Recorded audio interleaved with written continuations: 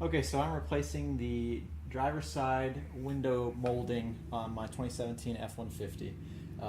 Heard different estimates about how difficult it was to replace, but it's really simple. All you gotta do is roll down your window, pull this molding free. There's 4 7mm screws that need to be taken out.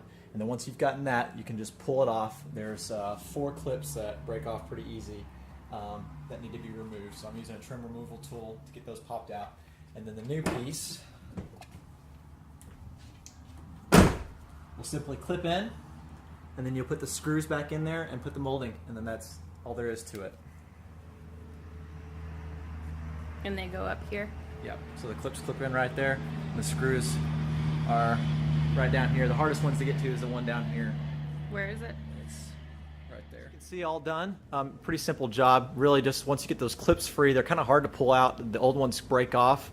So the piece is not reusable, but once you snap the new ones in, you'll have to kind of slide it down, make sure that this piece is clear, otherwise it'll bend in.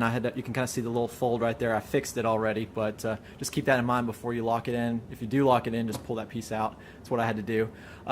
Then you'll have to drive the 4 screws back in. They won't be lined up, at least they weren't for me, on the bottom 3. So what I did is the first one was lined up here, so I drove that one in, then that lined up the second slot for me, put that one in, and so all the way down.